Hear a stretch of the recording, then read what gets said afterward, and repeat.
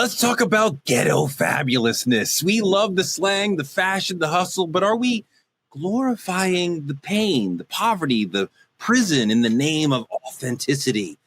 From trap beats to baby hairs, from real ones to RICO cases, we're unpacking the dangerous line between representation and romanticization. Not everything from the struggle deserves a spotlight. This is deeper than aesthetics. This is about how we shape identity and legacy and what we call real. Hit that subscribe button on Truth Talks Live and buckle up. This is Truth Talks. Let's go.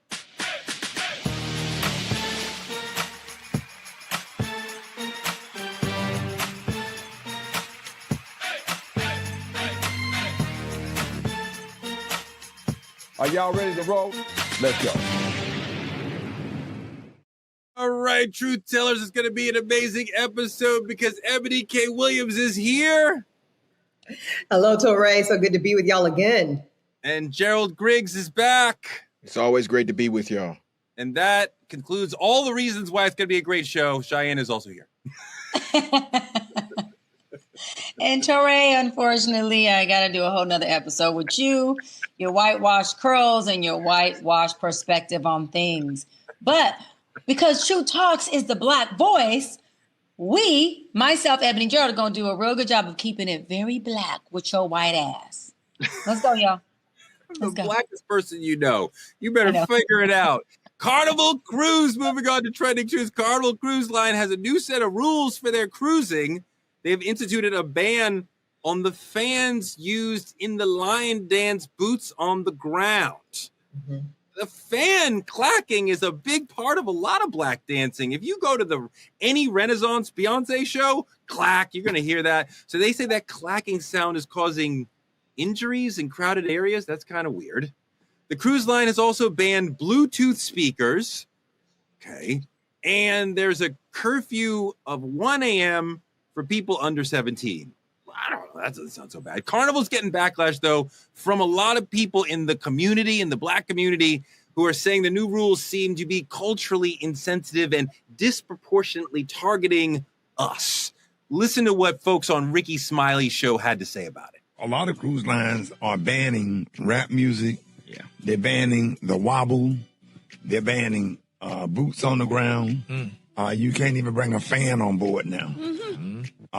And it is, I don't know why everybody's scared to have a conversation. I mean, it's uncomfortable because it is, I don't think it's a black thing. I think it's a black culture thing. And, you know, we've had this conversation before where we talk about it's certain elements within our culture.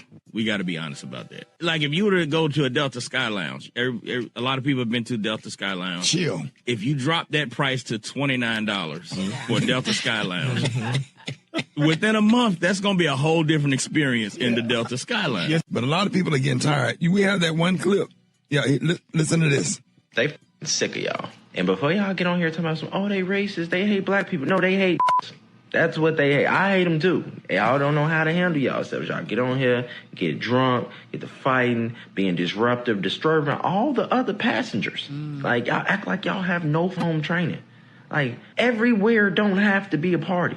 Some people pay for this just to simply relax. I'm with all the rules. Ban all the I'm going to say this and I'm going to get the up out of here. So I know I'm finna a lot of off with this one. I pay for my son to go to school so I won't have to deal with you garbage ass. I pay extra taxes to live in the neighborhood because I don't want to deal with you ignorant. I don't want to cut their grass. I don't want to deal with the got broke down cars in their yard. I don't want to deal with the get their trash can out the middle of the street. I pay so I can live that way. Come on. Yes. She said what I've been thinking a long time. You know how you've been thinking that, but you can't say it. No, you. This is a weird one for me, Dr. Bryant. Listen, I love my black people, but I can't outstand niggas sometimes. And that's just the truth.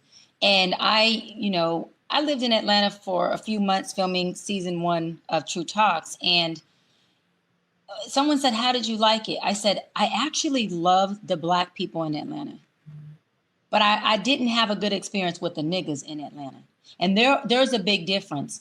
The scamming, the fake parking tickets that were on my car, the the conflict, the aggression that came with a group of niggas versus the Black people who were having effective conversations, who were very respectful, who were trying to show me the city and introduce different places and different environments to me. And they kept saying, maybe you were in the wrong area, Doc. Maybe. Where I lived was a great area, a great neighborhood. But point of what I'm saying is, I think that it can be a cultural sensitive piece to it. But I also think that there are some things that in using the word they're using, that niggas do, that are not always appropriate for certain environments and certain places. I mean, go ahead, Tori. The notion that Black folks don't know how to act, or some Black folks don't know how to act, or really what we're saying is ghetto or working class people are pathological and don't know how to code switch into middle class situations. I reject that entire notion entirely. I think that's a very white supremacist way of looking at the world, that there's Black people and there's niggers. You know what I mean? Like, there's certainly some people who may, like, you know, not know where they are in certain moments. But I mean, I don't walk around the world and encounter Black people who I'm always like embarrassed by. Like, I'm proud of all of us. They are. Describe that, Torre. I like, because you said there's Black people who don't know where they are in certain moments. So what are you calling those Black people? When you say nigger, right, you are no. Wait, hold on. When I say nigga, you mean hold on. When I say nigga, not nigger. Nigga. Well, that's an entirely different thing, because niggas are cool. They are my friends. I refer to people I love as niggas, and I receive that. But that's subjective. I never said niggas were not cool. What Chris Rock is talking about when he's there's Black people and there's niggers. I didn't say niggas were not cool. I said doing nigga shit is not appropriate in certain environments. You're calling it code switching. But I don't know what nigga with an A shit is. What is that? Correct. To you, it's cool. I'm not saying that if I'm in a certain environment, or if I go to the inner city, or if I'm at a day party, or if I'm at a club where they're bottle popping, that there isn't a certain type of nigga shit that goes down that most of us can't enjoy as Black people. What I'm saying is that if I am in a conference, or I'm on a cruise ship like what we're talking about, and I have my Bluetooth there and I'm blasting it at level 30, knowing that there's other people, neighbors next to me, and I don't care if it is sounding through the entire hallway, that is some nigga shit. I'm sorry. That is something that you kind of lost the plot for me, because the word, Eboni, we generally talk about niggers, right? And that we don't like niggers. About that on here. I'm like, I reject that whole notion. Like, I don't see Black people as pathological. I don't judge people from the hood as like lesser than Black people. We're not talking about a hood, Torre. We're talking about a behavior. We're not talking about, let me tell you something. You got rich niggas. You keep trying to go into a socio-economical space or a hood or a demographic. You have niggas who make millions of dollars. Let me explain something to you. I do very well. I went from the hood to the hills, and I do beyond well. There's still some times where I got some nigga behaviors that I do that I am able to manage and know that behavior is not appropriate for this environment. It's appropriation. Why do we as Black people have such a hard time with calling each other out, or even ourselves out, on things that are just not appropriate in certain environments? I'm sorry. I'm not going to go. Can I jump in here right quick? Go ahead. Yeah, definitely. Because we're having this conversation like this is only centralized to Black culture. Come on. And my issue with what Carnival is doing is labeling things based on culture and not banning things that you might see in other ethnic minorities or even a majority community. And that's the issue that I'm having with this. Do I agree that there are some behaviors, regardless of class or anything like that, that do not have their place on a Carnival cruise? Yes. But to blame the fan popping and the Bluetooth speakers and all this other stuff, there are other things that other cultures probably do on a Carnival trip that also should be on this list. And when you focus solely on Black culture, I don't use either word, the R word or the A word, because they don't have any place anyway, should really be called into question. So I disagree with Rick. That's my good friend, great friend, Ricky Smiley. I disagree with Rock T, who was making the points. We have to drill down on the fact that, yes, there are certain behaviors that all communities do that are not appropriate, and maybe we should ban those on a Carnival cruise. But we shouldn't pinpoint black culture or something that perceived to be black culture and ban that. That's discrimination. Carnival Cruise has a statement trying to address the situation. Please know, they said, that this is not correct. Please ignore what you may have seen because of the different musical tastes and interests of our guests. We are now extending theme nights in our nightclub venues and will play music that fits with the theme for the evening, including R&B, dance and pop hits, blues and funk, Latin and soul, and 80s and 90s hits, rap and hip hop, among others. You don't need to say rap and hip hop. They are virtually the same thing in that context. But it seems like they're clearly trying to say this is not racialized at all. Whew, I just needed to breathe. This is a lot, right? And I think we all are bringing a lot of energy to it, rightfully so, because there is so much intersecting in this dialogue. We are talking about respectability politics, obviously. We're talking about generations long, centuries long racialization of Black culture and Black behavior. We're operating under, I think, an auspice and a long-held mythology that says we can behave ourselves into being humanized as Black people, which most of us know to be false. And then I guess I'll start with where Gerald took us, which is my greatest beef. And I totally disagree with Ricky, and I disagree with the Chris Rock premise. And I don't think anything is subtle about his white supremacy, as I've said publicly before. That is when you say, as I saw him say in his most recent stand-up in New York, that your house valuation is depreciating because too many Black folks are moving into your neighborhood, as somebody who just went through a very difficult underwriting process, buying, by the way, on 122nd Street, one of the only Black people in my current building, I have a serious motherfucking problem with it when we are addressing a national wealth gap conversation in America. But I digress. Here's my issue. When we talk about shit, okay, we never talk about white behavior. I'm specifically talking about white behavior because sometimes it'll creep into Latina behavior, right? Sometimes, you know, if they're congregating amongst themselves as a Latin community and they got the music, we might feel away. Sometimes Asian people, but we never ever demonize, criticize, or hold any critique around if they were blasting Journey, for instance, on a Carnival cruise, or they were blasting Taylor Swift. Correct. So this notion of inappropriate behavior only conveniently seems to show up when it is Black folk participating in it. And that is my ultimate problem. So no, personally, I don't have a distinction between Black folk and them, because it is too obvious to me, okay, the very historic nature of, you know, and I don't police other Black folks' use of the term. So we can do that internally, and I have no position on it other than acceptance and love, okay, because I presume best intentions when we are doing that amongst ourselves. Absolutely. The problem with Carnival is that they are not of us. So when they cherry pick this behavior, this fan, this socializing tactic, it is totally racialized. No different, and I'm about to wrap it up, than when we see our current Secretary of Defense, Pete Hegseth, whatever. Yep. Mm-hmm. Hegseth, saying that now in the United States military, we're not allowed to wear eyelash extensions.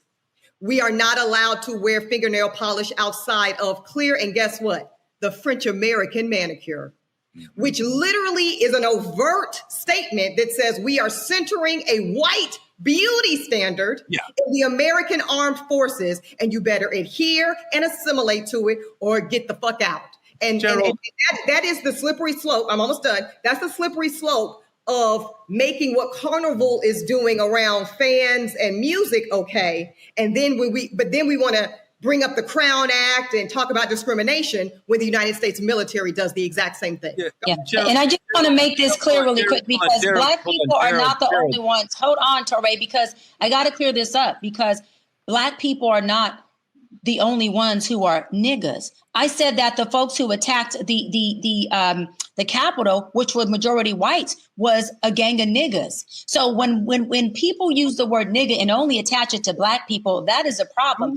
When you're doing nigga, the N-word to white people, the word doesn't even mean anything at that point. So you just first mean of all, Torre, people you don't like are this is niggers. why That doesn't even make sense. This is why I just corrected you when you were saying niggas in the hood or niggas in a certain economic. It's not niggas. We're talking about niggers. You're not even making the right conversation. We're talking about niggers. I'm talking about niggas. You keep your word. Don't come in my space on my wordplay. I'm on my talking about niggas. That's not the conversation. Listen, Torre, that is not your conversation. This conversation does not revolve around you, Mr. Narcissistic. We are having 4 people who are having a panel dialogue, and my conversation is what Chris Rock was talking about. Niggers. You, Chris Rock, and you may relate to each other. What I'm saying is that niggas means that you are doing something either ignorant or inappropriate. And that term can be blanketed for any race or person. In my opinion, you're not me, you're Torre. We do not have the same perception, thank God. When I say niggas do nigga shit, I'm saying a person is doing something inappropriate. A person is doing something that is not deemed for that environment, or it is causing an impairment, or it's causing a consequence. That is exactly what I'm saying. I am describing a behavior. You're describing race. If your mind doesn't articulate that, that is your problem. But niggas could be of any race. So nigga can be any race. That is the most anti-Black shit I've heard all day. Since the last time I heard Candace Owens say anything. Good. You know why that's you're good? Associating all bad behavior with niggas, no matter what race they're from. Hold on. I'm happy with you. You know what? You just proved my point. That nigga is the most anti-Black thing you said. You know why? Because it should be. The word nigga should not be only associated to a Black person. It should be an anti-Black thing, meaning this is not just us saying niggas do nigga shit and we're allowing society to say, well, whenever we say nigga or nigger, we tie it to Black people. No, as Black people, we create that narrative. We say what words are going to be attached to us and what words we are not going to take ownership of. We have agency over our community and we have to stand on that. So when I say that's some nigga shit and I'm driving down my neighborhood, a lot of times it could be a white person, a Latin person, an Asian person doing something that I deem is just crazy, out of pocket, and inappropriate. So I love Black people too much to do that. Let me jump in here right quick. So my question is, if we're going to do that and take agency of the word, do we still forget the historical context of the word and how others have used that to disproportionately brutalize our community, to denigrate our community? How do we handle that? I love that, Gerald. And you just said the reason why I'm saying we should take agency over it, and I have, but other people should as well, Black folks, is because of what you just said. The fact that it was already created in such a derogatory way.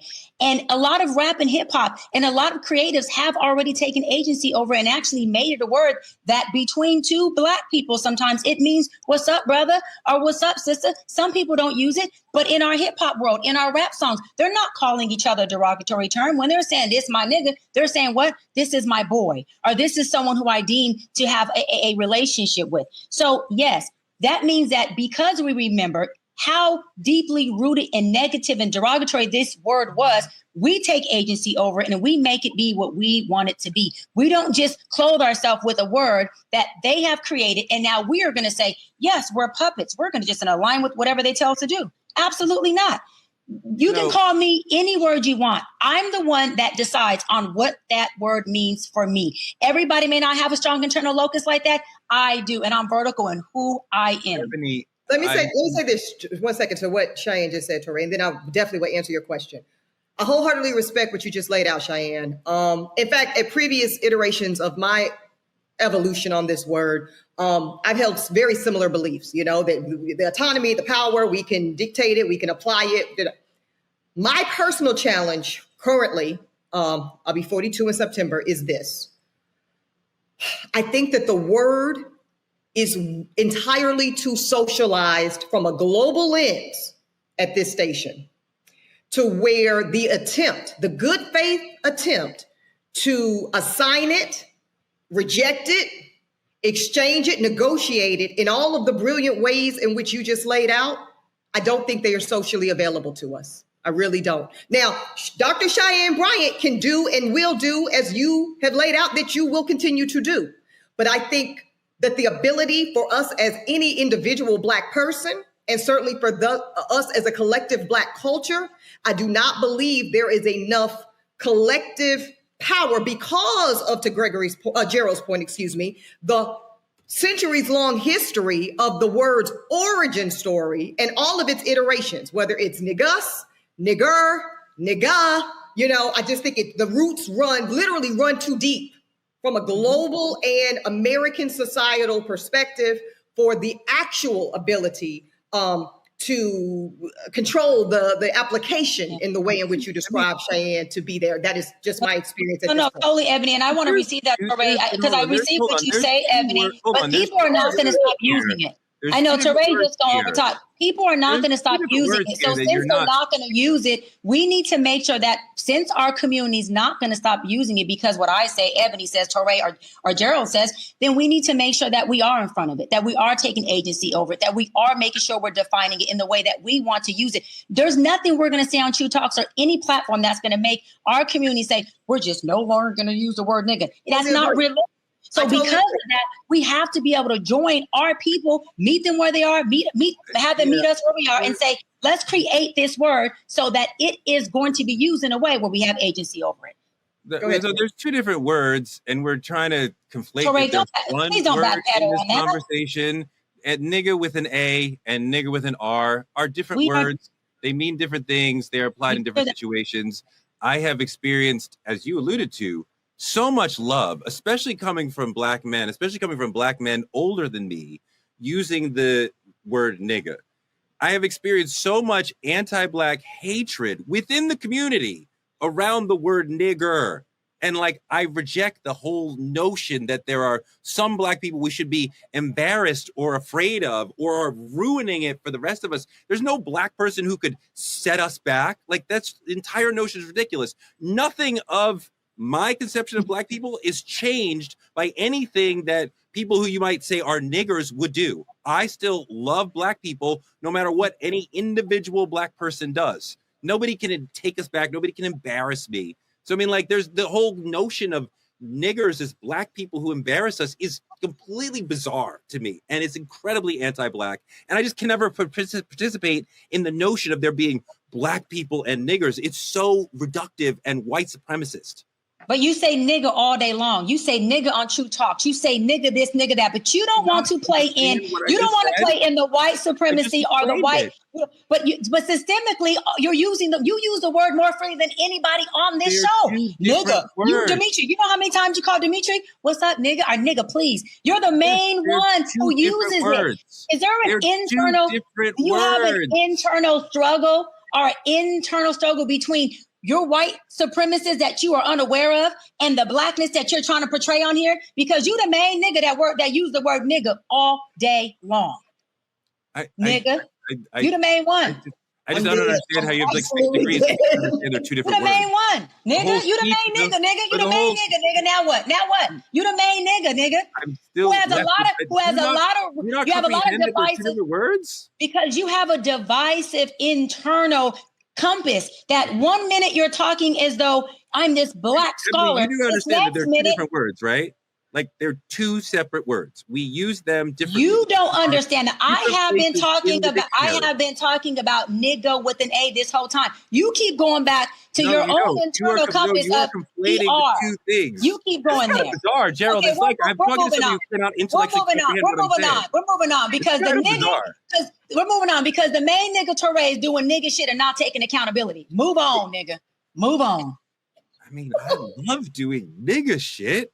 I do that all day long.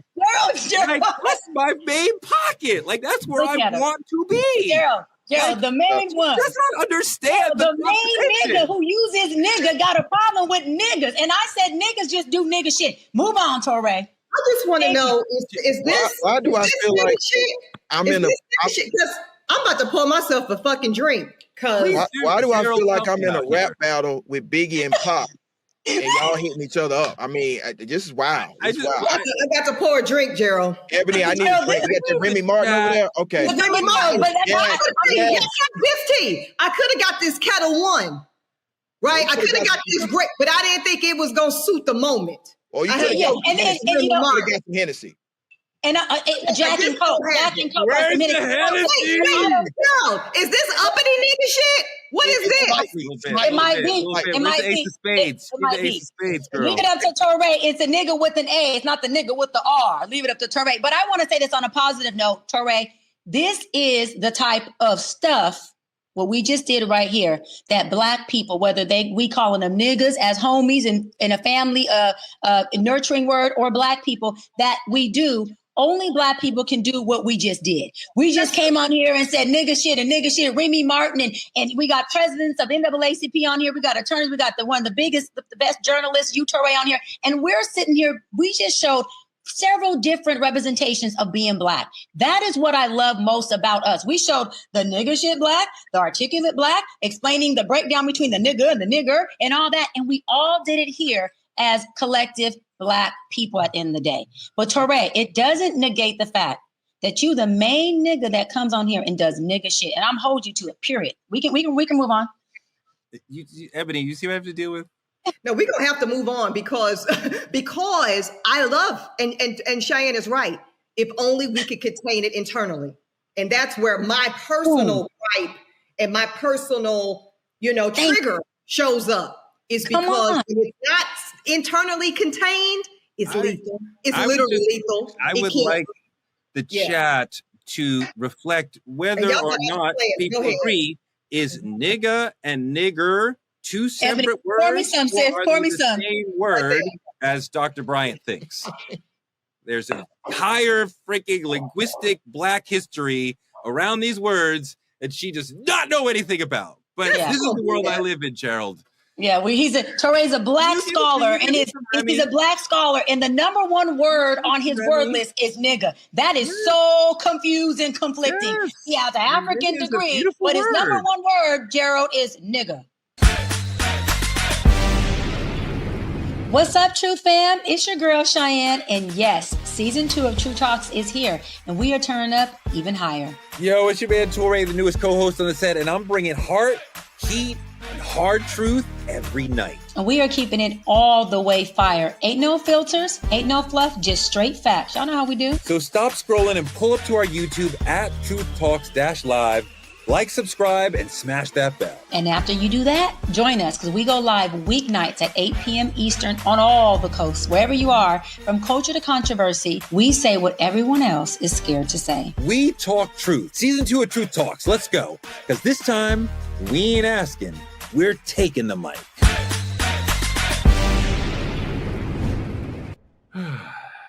Go on to politicking.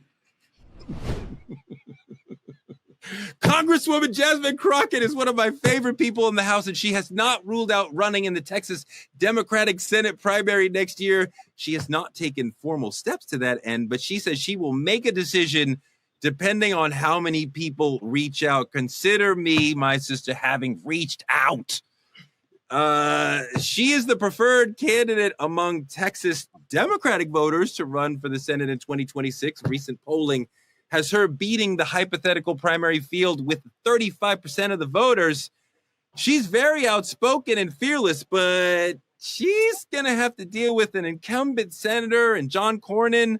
Gerald, this is tough. She's very popular, but Texas is solidly red. It would be hard for the good sister to become a Texas senator. They haven't gone for a Democratic senator since 1990. Back when Cheyenne was a little baby shy. It's been a very long time. Yeah, so I love her thought process here, but I just don't think it's time. Now, of course, it would be historic, and I think if there's any person that could do it, it would be our dear sister Jasmine Crockett.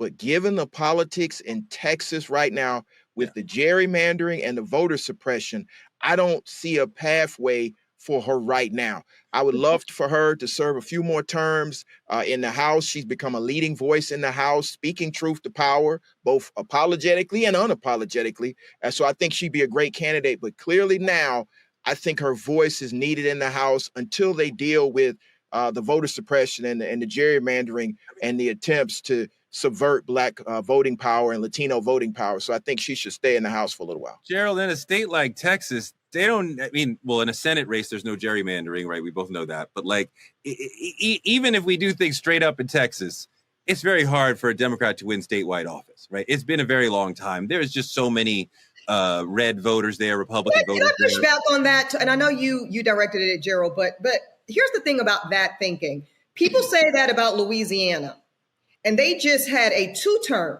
Democrat governor. So I think that it's time that we dismiss this notion that any state, and I'm not saying you're saying this, Torre, right? But I just think this is just a moment of reflection, right? That we should have, that we no longer look at any state, not Georgia, who went blue for Biden, that many people said was the impossible, not Louisiana, who had Governor John Edwards for 2 terms. There's just no such thing as a state that is too red to turn. I don't believe in that anymore. Well, okay, that's fine. You mean You mean that's an accurate point? Let me help you out. No, that is a fact-based, accurate assessment of the American political landscape. Great job, sis. No problem. No. Unicorns are real. But it's cool. I love you. I still love you. But hold on, Gerald. Drunk her Remy Martin. Please don't mess with a sister on Remy Martin. Let that sister. Because I might have to go on some nigga shit. No, I'm just playing. I'm just playing. Oh, man. Wow! But Let me in the system. Wow. But to follow up on what Eboni is saying, and I agree with her, my only concern is, being in Georgia, being in the South, and of course, Texas is a part of the South, they pull some tricks in all these elections. And I don't want to see a sister as powerful as Representative Crockett have to endure that until we have fixed the issues of voter suppression. So she has a clear takeoff. Gerald, we both know that voter suppression has not yet actually changed any election, that Republicans have tried to use that to implement voter laws that are problematic for us, that keep us from voting, but they have never actually shown an election where voter suppression made a difference. But where I want to get you to comment on, did you not see the election in Georgia in 24? No, come on. I want to get you to talk about this. I want to get you to talk about 2020. We flipped the state. 2024, it went back purple. So I mean, I'm gonna push back on that. Have you proven that in court with Giuliani and Trump? Have we proven that? We will. It's on the docket. You will. But you have not yet. So we still haven't proven that there was an example of voter suppression making a difference. And I think the good sister has a problem that goes beyond any potential conspiracy theory. She's in a red state. But here's the thing I wanted to get you to talk about, Gerald. She's made a lot of her name by attacking Democratic leaders. And she calls out Leader Jeffries. She calls out senators. And she's been one of these people who's saying the Democratic Party is not doing it right. We are not in a wartime mode. We are too pacifist, and we need to have new leaders and be more aggressive. So do you think that some of Jasmine's Democratic colleagues might say, I don't want to support her because she's been attacking me and the leadership? I think so, but I don't think she cares about that. I think she's a new voice that's powerful and strong, and she recognizes that many people in the political system view the Democrats as weak, and so they need to be strong. And if somebody calls them out for being weak and their response is to be even weaker, that's on them, not her. And so what I'm just simply saying is, I don't want her to waste her political capital in a state where they're going to do some nefarious tactics to keep her from being a senator, where she can continue to lay the groundwork to make it a lot easier for not only to elect her a senator, but to elect more minority representation in the state of Texas. Because again, even though the state of Texas is ruby red, it's a majority minority state. Eboni, let me couch why I disagree with what Gerald said to you and get your response. Jasmine Crockett has made herself a big Democrat by being critical of other Democrats. That has brought her a lot of attention and a lot of money. She's one of the most famous people in Congress. That means she can go to other districts and campaign for people in their district and help them. So when you have the power to help other people in their elections, they don't care that you dissed Hakeem Jeffries or whoever. I can help. So she's one of the few people, one of the few Dems in Congress who's in power to help other people because of the brand that she's created. Well, I want to also, yes, and in addition to just internal party critique, she's also been one of the most outspoken and effective voices critiquing Trump and and doing more of, as Gerald said, what even Barack Obama came out last week and said the Dems need to do. Stop acting puss and step the fuck up. So I think that both of those messaging tentacles have been very effective for Jasmine Crockett. I guess this is what I would say about her running for Senate. I don't disagree that it might appear premature and maybe she wouldn't win, but I think that people can run for reasons other than necessarily winning, right? And we all agree, for raising profile, raising fun, I think she's young enough and I think she has enough political capital that I think there is such a thing as kind of staying stagnant for too long. Hold on to your curls on this one, Torre, because I'm about to name a Republican. Okay. I think somebody like Chris Christie is a perfect example of a politician who missed his moment. Here's what I mean by that. Okay. You know what I'm saying? Okay. Yeah, you were so scared to kind of take it up. But when you were, when he was big in his own party around the town halls and the this and that. No, but you were pussy. You were scared of McCain. You were scared of Romney. And you let the party sit your ass down, and now you can't get nothing nowhere. So I do just want to cite the cautionary tale of not spending your political capital at an opportune time.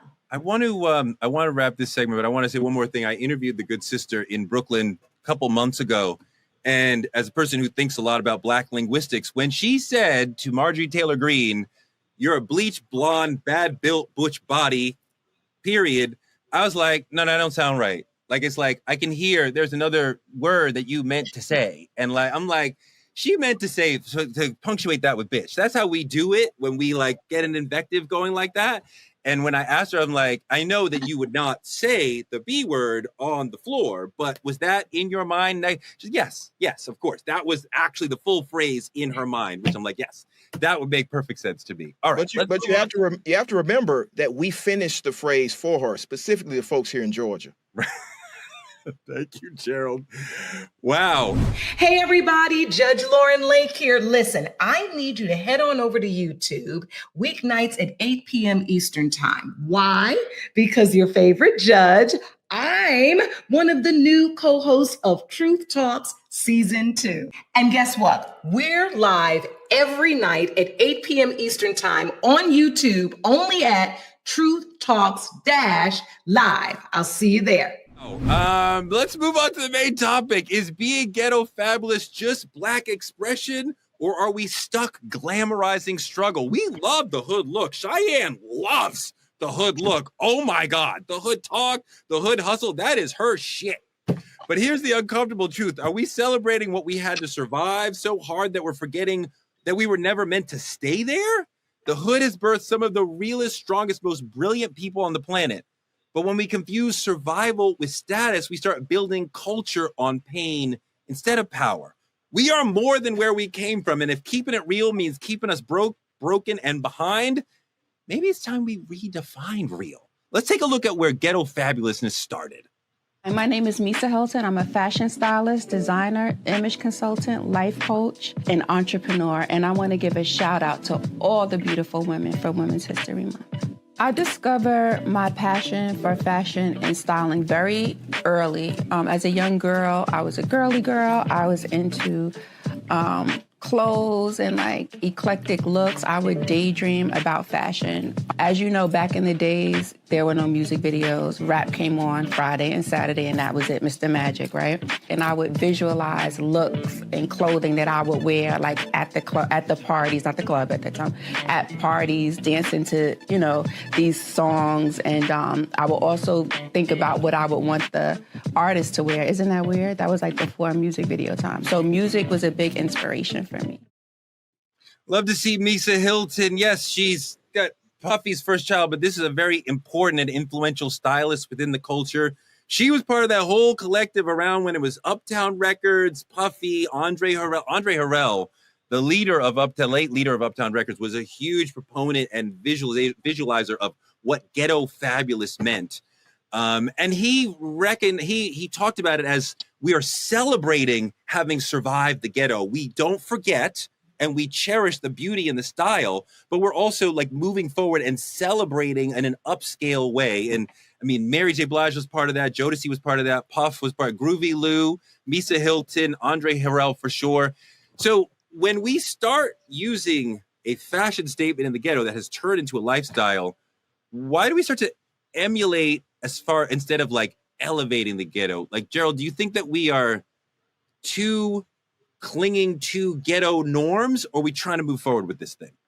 I think it's a little bit of both. You know, as somebody that grew up in Atlanta during the Outkast generation, when we saw the rise of hip hop in the South, and shout out to LaFace Records and all of those, you know, you think back to those times. So we still wear the A hats and all the other things.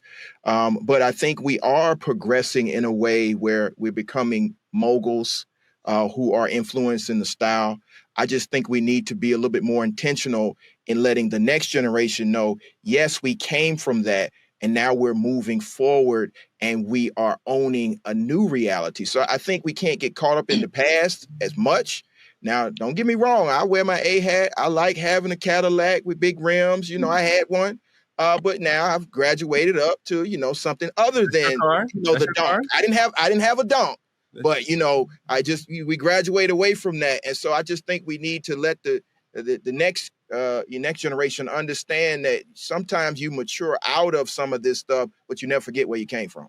Doc, what do you think about ghetto fabulousness? And is it a celebration of hood aesthetics or a distraction from some of the systemic traps that marginalize us? I think it could be both. I think that the hood is a culture that should be celebrated, that people can be proud of coming from and being in with a plan of transitioning out or whatever that looks like for them. I always say, y'all hear me say all the time, I went from the hood to the hills. I don't live in the inner city anymore. I do a lot of work in the inner city through NAACP as president and Dr. Bryant Foundation. But even though I live in the suburbs, I myself went to a Larry June concert yesterday. Not concert, let me tell you better. I went to a Larry June day party. It was worse than a concert, not worse, different. It was a day party that my girlfriends, who are all high-level professionals, who all come from the inner city, we said, we're going to see Larry June. We were in a day party. We had bottle service. We were next to the DJ and we were rocking out. Man, we had a blast. And when I tell you, being in that hood culture with many people I've seen who were like, yo, Doc, it's me. We grew up together. We went to school together, or just, I love your work. I follow you. And let me tell you what I love most about it is the people who follow me now and don't know the little girl from the hood. They just know the Dr. Brian who does well, lives well, has this quality of life. They had this perspective of me that was like, wow, she's down to earth. She's a real one. She gets it. She's not too far where we can't touch her. And when they seen me sitting on top of that couch and I'm rocking and rolling, doing my thing in the day party with Larry June on there, and I knew some of the words and I got my camera out and I'm doing. Look at the two-step, look at the little two-step. You know, and I have my phone and I'm dancing and doing my selfie. What I'm saying is that they're seeing that the doc is a part of their culture, that I'm not just standing on a mountaintop advocating for them, being a voice for them and criticizing as well as providing resolve and tools, but I am a part of your culture. Like Gerald said, I may not go back there and I live there and I'm eating, sleeping and pooping there every day. But that's my culture. I'm a little girl from the hood. The hood breeds amazing, successful people. I'm one of them. I'm going to stand on that hood shit forever. Will I go back in and contribute to disparity? No. But let me say this. When it becomes an issue is when we glorify, right, materialistic things without talking or addressing the poverty. I'm going to wrap on this. When we make it, we put on the pressure for other people to look rich, but we absolutely don't have the riches of financial stuff or the wealth within family. That's when it becomes an issue, when we're not able to say, look, we know where we come from.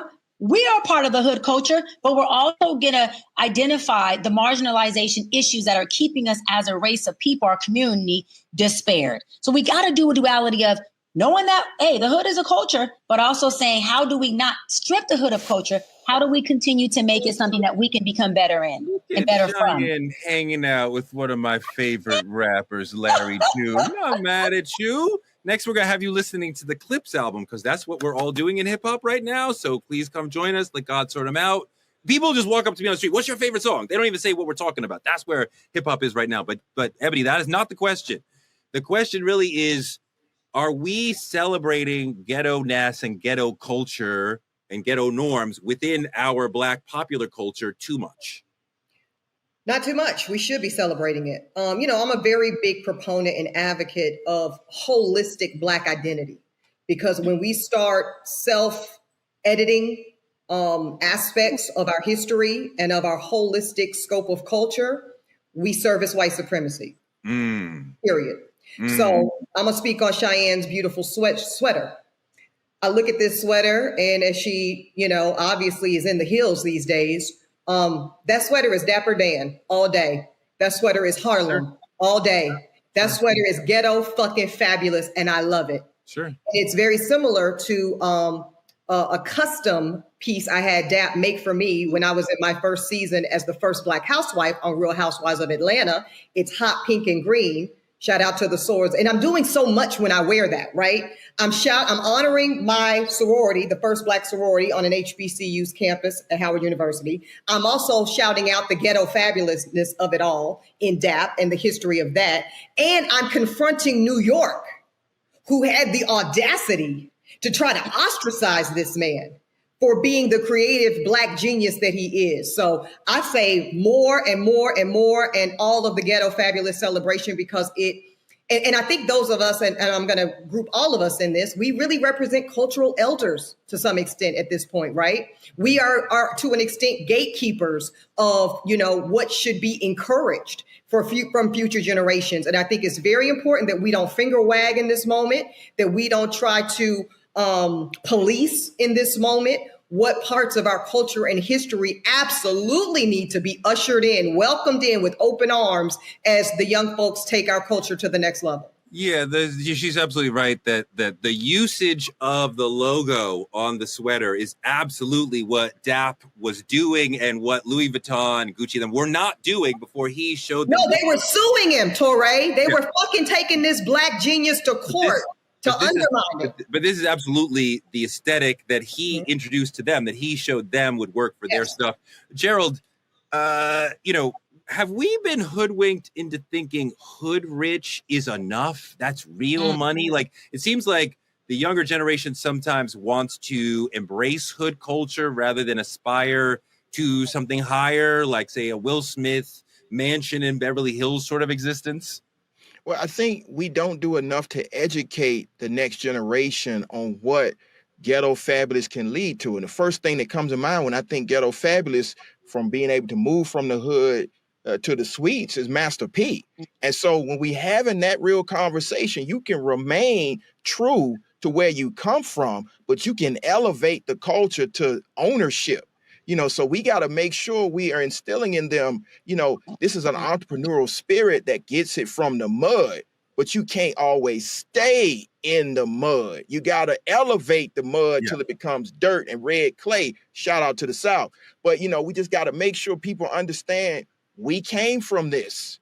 We appreciate the ingenuity and the intelligence to get out of this, but also to keep who you really are. So I think that's where, as she said, we are now the elders. So I'm Unc now. So Unc is having this conversation about what it means to truly be. And that's why I keep bringing it back to Atlanta, because we're talking a lot about LA. We're talking a lot about New York, but the South has something to say. Okay. And so we got to make sure that we Andre. All right, this Andre. conversation. Okay. I appreciate that. Was important, though. You remind me, but when we go back to the 90s, when Ghetto Fabulousness and Uptown Records started, it was a reaction to a naked celebration of ghetto-ness that was happening in other parts of hip-hop. Of gangsterness. Yes, for sure. And Andre and them were like, we're going to give you fabulousness with our ghetto. So we remember and love and cherish our ghetto-ness, but we're here with champagne. We're here dressed. I mean, like, Puff and Andre were like, dress up. Like, let's not wear football jerseys. Let's look nice and put on ties. And so the whole thing was like this elevation of the look and more sophistication in a classic white sense of it. So they were trying to add fabulousness and upscaleness. Let's not say white. Let's not say white, Touré. Let's say dandyism, right? Because really, it's a version of dandyism. I think that they were trying to fit into white society. I think they were trying to say, presumptive. I want to be at the Hamptons. Why? Because Martha Stewart and Steven Spielberg are there. I want to be at Mr. Chow. Why? Because the white executives are there. Conversation with them. They might have wanted to be in Sag Harbor, where there's a history of Black success and elite. I don't know. To just say it was all about aspiring to whiteness feels wrong. But go ahead. I understand that. I mean, knowing those folks and seeing that time, I think it was. I don't think the move to the Hamptons related to the Inkwell. It related to white people out there, we want our space out there. So we're going to get a, mansion and like have our space out there. Other cultures have appropriated and embraced the hood culture and enjoyed ghetto fabulousness as a fad. Mary J. Blige is one of the people who was one of the icons who helped us understand this, who Misa dressed, who Puffy helped styled, who really was able to represent the ghetto fabulous aesthetic. Let's look at this video with Mary J. Blige talking about it. I was ghetto fabulous and I still am.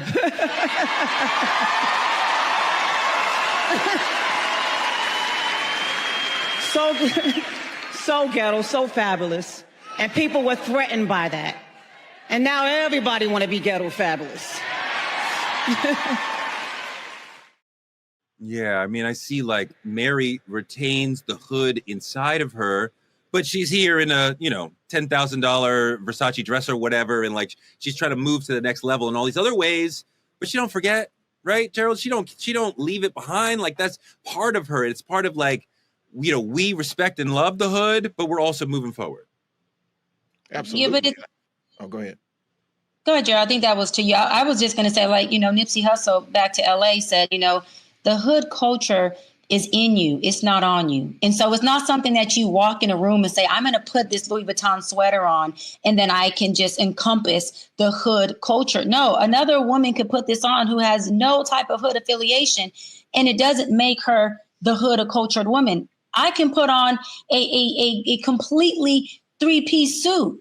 And the little girl, Cheyenne from the hood, is in me. And she comes in every room that I step in. And I don't leave her hanging on purpose because she represents every little girl who's still in the hood, every adolescent or woman who's still in the hood who's saying, you know what?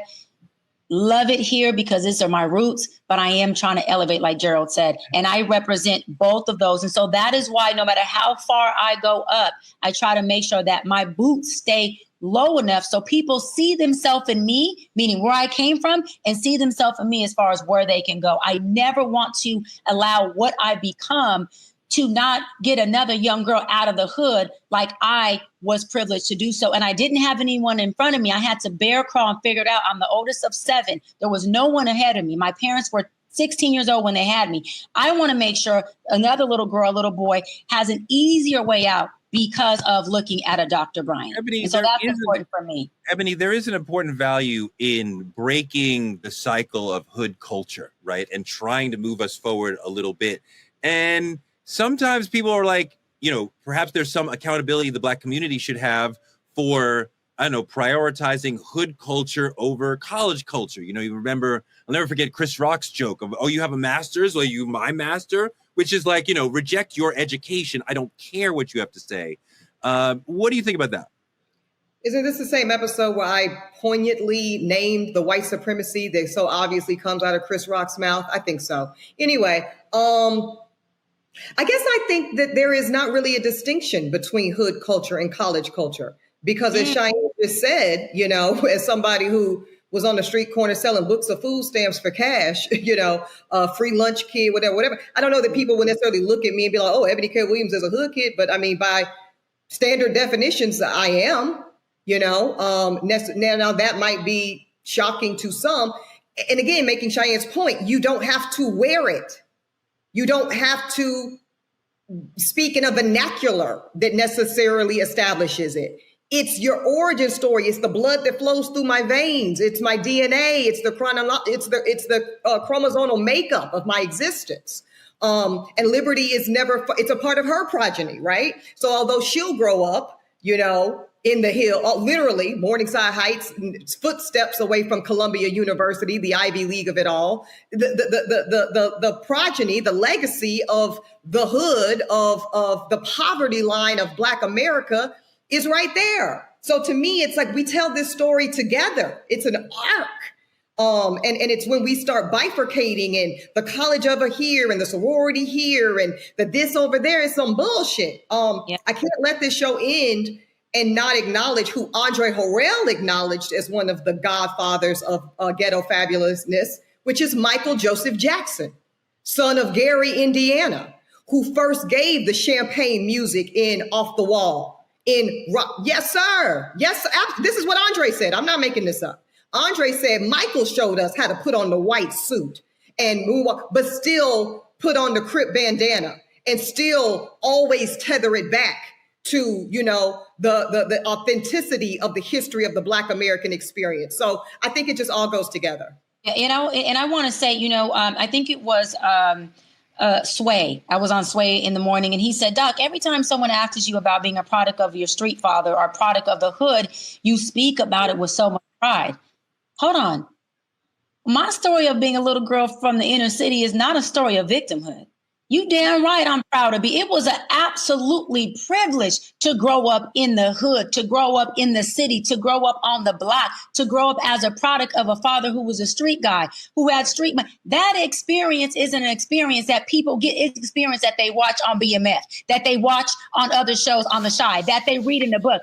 People are not privileged to get that adversity. They're not privileged to get that experience and be well-rounded and walk in rooms and say, that is exactly why I'm vertical and who I am. Because the shit y'all talking about, the things you saying about me, your feelings towards me, if you think that is going to touch what I've experienced growing up, y'all couldn't break me if you had a whole damn bulldozer from growing up in the inner city. Like the Bible says, it was good for me that I was afflicted, because those afflictions have allowed me to stand in rooms and be vertical and not waver and not shift and be on my square, 10 toes down, and know exactly who the hell I am. But when you got people who don't grow up in that type of adversity, they are searching for the identity. They are figuring out, can I hang in this? Am I flexible enough? Do I have backbone? That ain't a question that you got to ask me. That's not a question you're going to have to ask my babies. And that ain't a question that I see my father, my mother, or my grandparents have to ask themselves, because we grew up in wealth called family, and we were damn sure in the hood. And I would never want to erase my history of growing up in the hood. It is the reason why I can even, I'm gonna wrap on this. The reason why I can so much enjoy and be so grateful the wealth and being in the hills and my mansion and my multi-million dollar success is because the hood is why I can so much be grateful for this and not take advantage of it and use it as a weapon towards people, but understand how much of it is as a tool. Because there's people in the hood right now who we cannot make feel bad about still being there, who want out, who are just trying to figure out, what does that look like? What is a pathway? Who do I call? What's the resource? And for those people, I want you to understand because I'm a manifestor with you, when you do make it to wherever you want to make it, listen, because of your adversity, because of your hood, you are going to be able to be in gratitude much more than anyone who's always had it their entire life. Gerald, Black culture sells. This is part of what we're talking about with Ghetto Fabulous, and it's a way of articulating a vision, an aesthetic, and then selling that to the people.